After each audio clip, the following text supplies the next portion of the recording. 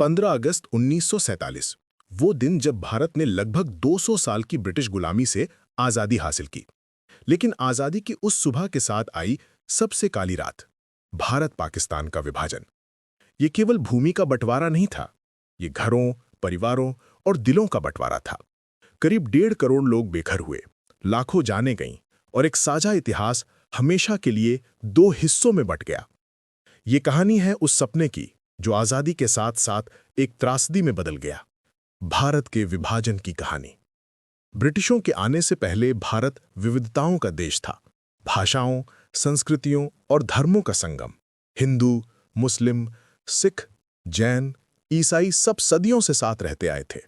British east India company व्यापारी बनकर आई, लेकिन धीरे धीरे सत्ता की मालिक बन गई। 1857 के विद्रोह में हिंदू और मुस्लिम दोनों एकजुट होकर लड़े। ब्रिटिश सरकार ने इस एकता से डरना सीख लिया। उन्होंने फूट डालो और राज करो की नीति अपनाई। उन्होंने ये प्रचार करना शुरू किया कि हिंदू और मुस्लिम दो अलग अलग समुदाय हैं जिनके हित आपस में नहीं मिल सकते। इसी नीति ने धीरे धीरे आने वाले विभाजन की नींव रख दी। 19वीं सदी के अंत तक भारतीय राष्ट्रीय कांग्रेस की स्थापना हुई, स्वशासन की मांग के साथ।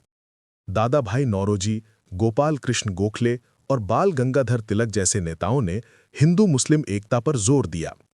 लेकिन 1906 में ब्रिटिशों ने मुसलमानों के हितों की रक्षा के नाम पर ऑल इंडिया मुस्लिम लीग का गठन करवाया। वास्तव में ये कांग्रेस के प्रभाव को कमजोर करने की चाल थी। 1909 के मॉर्ले मिंटो सुधारों ने अलग निर्वाचन क्षेत्र यानी सेपरेट इलेक्टोरेट्स की व्यवस्था दी। अब मुसलमान केवल मुसलमानों को ही वोट दे सकते थे। ये भारत की राजनीति में धार्मिक आधार पर विभाजन की औपचारिक शुरुआत थी। पहले विश्व युद्ध के बाद स्वतंत्रता आंदोलन तेज हुआ। महात्मा गांधी दक्षिण अफ्रीका से लौटे और सत्याग्रह तथा अहिंसा के बल पर पूरे भारत को एकजुट किया। खिलाफत आंदोलन और असहयोग आंदोलन ने कुछ समय के लिए हिंदू मुस्लिम एकता को फिर से मजबूत किया, लेकिन जल्द ही मतभेद सामने आने लगे। 1920 के दशक में दंगे हुए, अविश्वास बढ़ा और ब्रिटिशों ने इन मतभेदों को और भड़काया। 1930 के दशक तक दो अलग अलग दृष्टिकोण सामने आ गए। एक ओर कांग्रेस का साझा धर्मनिरपेक्ष भारत और दूसरी ओर मुस्लिम लीग का अलग मुस्लिम राष्ट्र। मोहम्मद अली जिन्ना, जो कभी कांग्रेस में थे और हिंदू मुस्लिम एकता के समर्थक थे, अब कहने लगे कि मुसलमान एक अलग कौम है। और यहीं से पाकिस्तान यानी पवित्र भूमि का विचार जन्मा। 1937 के प्रांतीय चुनाव निर्णायक साबित हुए। कांग्रेस को बहुमत मिला, मुस्लिम लीग पिछड़ गई, लेकिन सहयोग के बजाय अविश्वास बढ़ गया। कई मुसलमानों को लगा कि कांग्रेस सरकारों में उनके साथ भेदभाव हो रहा है। जिन्ना ने ऐलान किया कि हम एक अलग राष्ट्र हैं। द्वितीय विश्व युद्ध शुरू हुआ। ब्रिटिशों ने भारतीय समर्थन मांगा, लेकिन आज़ादी का वादा नहीं किया। कांग्रेस ने भारत छोड़ो आंदोलन शुरू किया, करो या मरो, लेकिन मुस्लिम लीग ने दूरी बनाए रखी और ब्रिटिशों की नज़र में सहयोगी बन गई। 1945 तक ब्रिटेन थक चुका था, आर्थिक रूप से भी और राजनीतिक रूप से भी। अब सवाल ये था कि सत्ता किसे सौंपी जाए।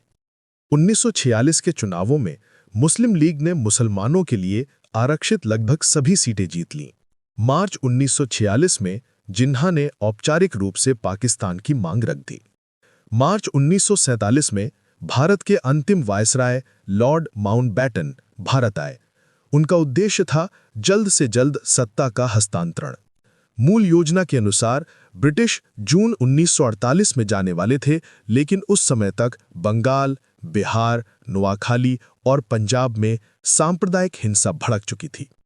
हालात नियंत्रण से बाहर थे। माउंटबेटन ने फैसला किया, आज़ादी 1 साल पहले ही देनी होगी। उन्होंने सर साइरल रेडक्लिफ को सीमा रेखा खींचने का काम सौंपा। सिर्फ 5 हफ्तों में एक ऐसा व्यक्ति जिसने पहले कभी भारत देखा तक नहीं था, अब 2 देशों के बीच सीमा तय कर रहा था। ये रेडक्लिफ रेखा गांवों, खेतों, घरों और दिलों को 2 हिस्सों में बांट गई। पंजाब और बंगाल विभाजित हुए, कश्मीर को अधर में छोड़ दिया गया। घोषणा के साथ ही देश में अफरा तफरी मच गई। रेलगाड़ियां शरणार्थियों से भरी दोनों दिशाओं में जाने लगी। कई ट्रेनें कभी अपने गंतव्य तक नहीं पहुंची। लोग जो सदियों से साथ रहते थे, एक दूसरे के दुश्मन बन गए। दंगे, हत्याएं, आगजनी, सब कुछ बेकाबू हो गया। इतिहासकारों के अनुसार 1.5 करोड़ लोग विस्थापित हुए और 8 से 10 लाख लोग मारे गए। लाहौर, अमृतसर और दिल्ली जैसे शहरों ने भयावह दृश्य देखे। फिर भी इस अंधकार में मानवता की किरणें भी थीं। पड़ोसी एक दूसरे की रक्षा कर रहे थे, अनजान लोग शरण दे रहे थे, सैनिक जान जोखिम में डालकर नागरिकों को बचा रहे थे। 14 अगस्त 1947 पाकिस्तान का जन्म हुआ। 15 अगस्त 1947 भारत स्वतंत्र हुआ। कराची में जिन्हा ने पाकिस्तान को मुसलमानों का घर कहा, लेकिन अल्पसंख्यकों को समान अधिकार देने का वादा किया। दिल्ली में पंडित नेहरू की आवाज गूंजी, लंबे वर्षों पहले हमने भाग्य से एक वादा किया था और अब वो घड़ी आई है जब हम उस वादे को निभाएंगे। पर जश्न के पीछे गहरा दुख था। दोनों देशों ने अपनी यात्रा शुरू की, एक धर्मनिरपेक्ष लोकतंत्र के रूप में, दूसरा मुसलमानों के लिए मातृभूमि के रूप में, लेकिन दोनों ही अपने घावों के साथ। विभाजन ने दक्षिण एशिया का चेहरा हमेशा के लिए बदल दिया। इसने 2 राष्ट्र बनाए और बाद में 1971 में एक तीसरा, बांग्लादेश। इसने प्रांतीय राजनीति, सीमाओं और पहचान को हमेशा के लिए प्रभावित किया। भारत-पाकिस्तान विभाजन सिर्फ नक्शे पर खींची रेखा नहीं थी, ये लोगों की भावनाओं, उम्मीदों और दुखों की कहानी थी। यह हमें याद दिलाती है कि नफरत बांटती है, लेकिन इंसानियत जोड़ती है। आजादी ने हमें स्वतंत्रता दी, लेकिन एकता हमें शांति दे सकती थी। ये थी भारत-पाकिस्तान विभाजन की कहानी, साहस, पीड़ा और पुनर्जन्म की दास्तान।